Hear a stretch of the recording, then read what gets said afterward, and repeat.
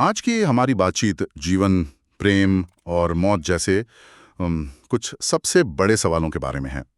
हमारे पास Tuesdays with मौरी किताब का एक सारांश है। ये एक प्रोफेसर मौरी श्वार्ट्ज और उनके पुराने छात्र मिच एल्बॉम के बीच हुई कुछ आखिरी मुलाकातों का एक बहुत ही मार्मिक रिकॉर्ड है। तो आज का हमारा मिशन है उस आखिरी क्लास से निकले सबकों को समझना जो एक मरते हुए गुरु ने अपने छात्र को दिया। ये मंगलवार की मुलाकातें हमें एक सार्थक जिंदगी जीने के बारे में क्या सिखा सकती हैं। चलिए इस कहानी और इसके पीछे छिपे गहरे विचारों की परतों को खोलते हैं। तो कहानी शुरू होती है मिच एल्बॉम से, जो एक कामयाब स्पोर्ट्स जर्नलिस्ट है। उसकी जिंदगी बहुत रफ्तार से भाग रही है, पैसा है, शोहरत है, लेकिन कहीं ना कहीं वो खुद से दूर हो गया है।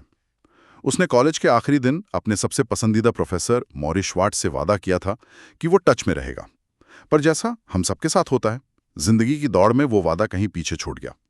फिर एक रात सालों बाद वो टीवी देख रहा होता है और अचानक एक शो पर अपने पुराने प्रोफेसर को देखता है और उसे पता चलता है कि मौरी को ALS नाम की एक बीमारी हो गई है, एक ऐसी बीमारी जिसका कोई इलाज नहीं है।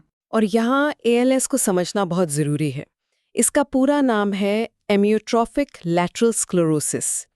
ये एक ऐसी न्यूरोलॉजिकल बीमारी है जो धीरे धीरे आपके शरीर की मांसपेशियों पर से आपका कंट्रोल छीन लेती है। मतलब आप चल फिर नहीं सकते, बोल नहीं सकते, सांस भी नहीं ले सकते। हाँ। यहाँ तक कि खुद से सांस भी नहीं ले सकते।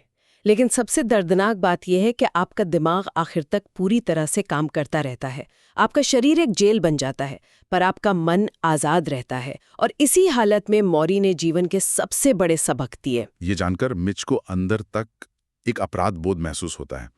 वो अपने पुराने वादे को याद करता है और मौरी से मिलने का फैसला करता है। शायद वो सिर्फ सॉरी बोलना चाहता था, या शायद वो ये देखना चाहता था कि उसका हीरो अब कैसा है। और ये मुलाकात एक मुलाकात नहीं रहती, बल्कि एक क्लास में बदल जाती है।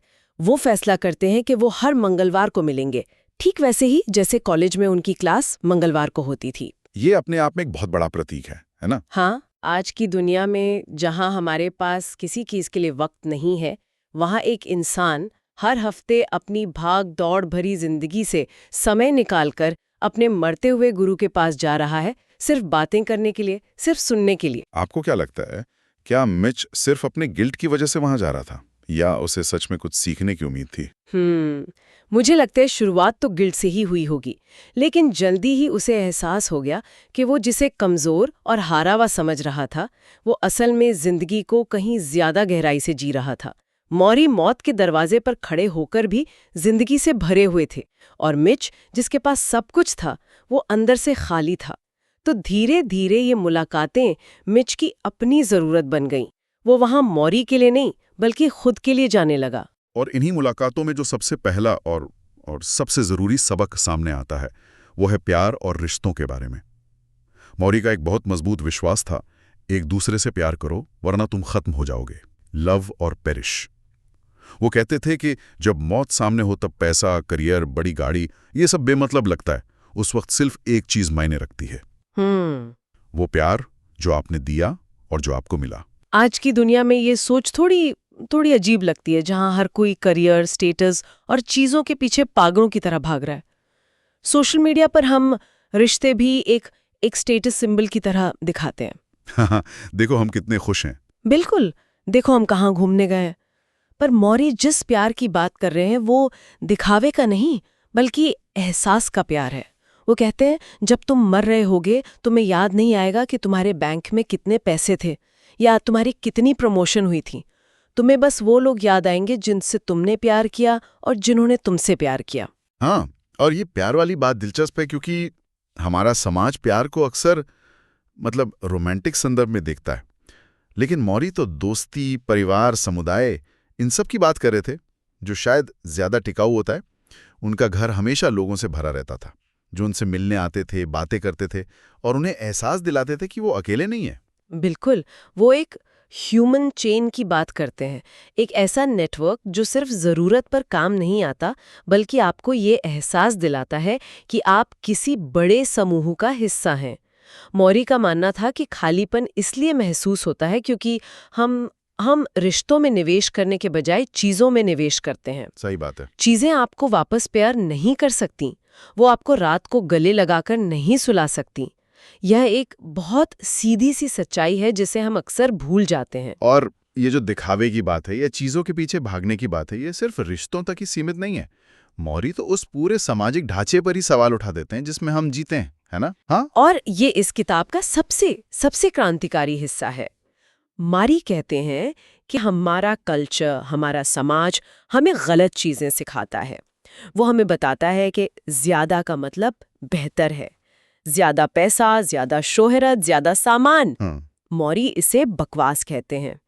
उनका मानना था कि ये संस्कृति हमें उन चीजों के पीछे दौड़ाती है जिनकी हमें असल में जरूरत ही नहीं है, और इस दौड़ में हम खुद को ही खो देते हैं। उनका सुझाव था कि हमें अपनी खुद की एक छोटी संस्कृति बनानी चाहिए। अपने नियम, अपने मूल्य। समाज जैसा कहता है वैसा मत जियो, जैसा दिल कहता है वैसा जीना सीखो। ये सुनने में बहुत अच्छा लगता है, पर क्या ये मुमकिन है? हम सब समाज का हिस्सा हैं, इसे पूरी तरह छोड़ तो नहीं सकते। बहुत अच्छा सवाल है। और मौरी ये नहीं कह रहे कि जंगल में जाकर रहने लगो। अपनी संस्कृति बनाने का मतलब है सचेत होकर चुनाव करना। इसका मतलब है समाज जो भी आपको परोस रहा है उसे आंख बंद करके स्वीकार न करें। अच्छा। उससे सवाल पूछें, क्या मुझे सच में उस नए फोन की जरूरत है? क्या मुझे वो नौकरी सिर्फ इसलिए करनी है क्योंकि उसमें ज्यादा पैसा है, भले ही वो मुझे अंदर से खुश ना करे? तो ये एक तरह का फिल्टर लगाने जैसा है। बिल्कुल। मौरी की अपनी संस्कृति बनाने की बात आज के ग्रेट रेजिग्नेशन या क्वाइट क्विटिंग के दौर में कितनी प्रासंगिक है। लोग अब समझ रहे हैं कि कॉर्पोरेट संस्कृति उनके मूल्यों से मेल नहीं खाती और वे अपनी शर्तों पर जीना चुन रहे हैं। सही है। वो 9 से 5 की नौकरी के बदले अपनी मानसिक शांति को चुन रहे हैं। यही तो है अपनी संस्कृति बनाना। ये विद्रोह नहीं है, ये चुनाव है। ये एक सार्थक जीवन के लिए जरूरी है, क्योंकि जब तक हम अपनी शर्तों पर नहीं जिएंगे हमें हमेशा अधूरापन महसूस होता रहेगा। ये अधूरापन अक्सर डर से भी जुड़ा होता है, खासकर मौत के डर से। मिच हम में से कई लोगों की तरह मौत के ख्याल से ही घबराता था। उसे लगता था कि मौत एक हार है, जिंदगी का अंत। लेकिन मौरी उसे एक ऐसी सलाह देते हैं जो सुनने में ही चौंकाने वाली है।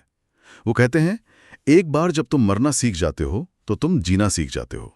ये एक विरोधाभास जैसा लगता है। भला कोई मरना कैसे सीख सकता है? हाँ, यही सवाल मिच के दिमाग में भी था। पर मौरी का तरीका और भी अनोखा था। उन्होंने सिखाया, हर दिन खुद को याद दिलाओ कि तुम एक दिन मर जाओगे। हर दिन इस सच्चाई को स्वीकार करो। एक मिनट, ये तो बहुत डिप्रेसिंग नहीं है?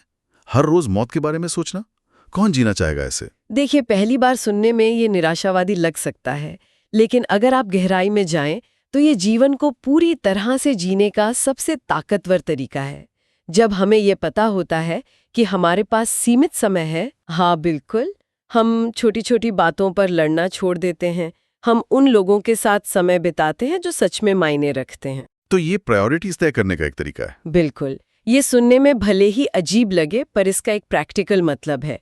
शायद इसका मतलब है कि आज रात सोने से पहले आप उस दोस्त से 5 मिनट बात कर लें जिससे आप महीनों से नाराज हैं, क्योंकि क्या पता कल हो ना हो। शायद इसका मतलब है कि आप वो ट्रिप प्लान कर लें जिसके बारे में आप सालों से सोच रहे हैं। मौत को स्वीकारने का मतलब है आज को पूरी तरह से जीना, क्योंकि कल का कोई भरोसा नहीं। ये डरना नहीं बल्कि जागना है। मिच के लिए एक बहुत बड़ा आहा मोमेंट था। उसे समझ आया कि वो मौत से नहीं बल्कि एक बिना जी हुई जिंदगी से डर रहा था। और एक बिना जीवी जिंदगी का सबसे बड़ा बोझ होता है पछतावा और गुस्सा। मौरी कहते हैं कि माफी एक बहुत जरूरी चीज है। उन्होंने अपनी जिंदगी का एक किस्सा भी सुनाया जहां उन्होंने अपने एक पुराने दोस्त को उसकी गलती के लिए माफ नहीं किया था और फिर उस दोस्त की मौत हो गई। ये पछतावा मौरी को सालों तक सालता रहा। और वो कहते हैं, दूसरों को माफ करो, लेकिन सिर्फ दूसरों को नहीं, खुद को भी माफ करो। हम सब गलतियां करते हैं। हम सब ने कुछ ऐसे फैसले लिए हैं जिन पर हमें गर्व नहीं है। उन गलतियों का बोझ लेकर घूमना सबसे मुश्किल काम है। मौरी का संदेश था कि इससे पहले कि बहुत देर हो जाए, इस बोझ को उतार फेंको। माफी मांग लो या माफ कर दो। ये सामने वाले के लिए नहीं बल्कि अपनी खुद की शांति के लिए जरूरी है। और फिर आता है वो आखिरी मंगलवार, वो दिन जब क्लास खत्म होने वाली थी। उस दिन कोई बड़ा लेक्चर नहीं था, कोई नया सबक नहीं था। मिच जब मौरी के पास पहुंचता है तो मौरी बहुत कमजोर हो चुके हैं। वो मुश्किल से बोल पा रहे हैं। वो सीन बहुत ताकतवर है। मिच अपने गुरु को देखता है जो अब सिर्फ एक कमजोर शरीर रह गए हैं और उसकी आंखों में आंसू आ जाते हैं। वो मौरी को गले लगाता है और पहली बार वो अपने गुरु के सामने रोता है। वो अपने सारे डर, अपनी सारी असुरक्षाओं को बह जाने देता है। और मौरी उस हालत में भी उसे शांत कराते हैं। वो मिच का हाथ पकड़कर अपनी आखिरी सीख देते हैं, जो असल में उनकी पूरी जिंदगी का सार थी। प्यार करो, पूरी तरह जियो और जो दिल कहे वही करो। कुछ दिनों बाद मौरी इस दुनिया से चले जाते हैं, लेकिन मिच की जिंदगी हमेशा के लिए बदल जाती है। उनकी मौत के बाद मिच अपने भाई से संपर्क करता है, जिससे वो सालों से दूर था। वो अपनी जिंदगी की रफ्तार को धीमा करता है। वो उन रिश्तों को समय देना शुरू करता है जिन्हें वो भूल चुका था। मौरी की क्लास खत्म हो चुकी थी, लेकिन उनके सबक वो अब मिच की जिंदगी का हिस्सा बन चुके थे। तो इन सब का आखिर मतलब क्या है? मौरी की ये आखिरी क्लास हमें क्या सिखाती है? मुझे लगता है कि ये हमें सिखाती है कि रिश्ते ही हमारी सबसे बड़ी दौलत हैं। खुशी बड़ी बड़ी चीज़ों में नहीं, बल्कि छोटे छोटे पलों में है। किसी दोस्त से बात करने में, किसी के साथ खामोशी से बैठने में। और मौत कोई दुश्मन नहीं है, बल्कि एक टीचर है जो हमें जीना सिखाती है। सही कहा। ये किताब सिर्फ मौत के बारे में नहीं है, बल्कि एक सार्थक जीवन जीने की गाइड है। और इसकी सबसे खूबसूरत बात यह है कि ये सबक किसी महान दार्शनिक ने नहीं, बल्कि एक साधारण इंसान ने दिए हैं, जिसने अपनी जिंदगी के आखिरी पलों को भी एक उत्सव की तरह जिया। मौरी की एक सलाह थी कि हमें हर दिन थोड़ा थोड़ा मरने का अभ्यास करना चाहिए। ये गहरा विचार है जिसे समझना शायद उतना आसान ना हो। इस विचार को आज की भागदौड़ भरी जिंदगी में अमल में लाना कैसा दिखेगा? अगर कोई इस विचार को आज से ही गंभीरता से लेना शुरू कर दे, ये मान ले कि हर दिन जीवन का एक छोटा सा अंत है, तो उसकी जिंदगी में पहली कौन सी एक चीज बदलेगी? क्या वो किसी को फोन करेगा जिसे सालों से नहीं किया? क्या वो कोई ऐसा काम करना बंद कर देगा जो उसे खुशी नहीं देता?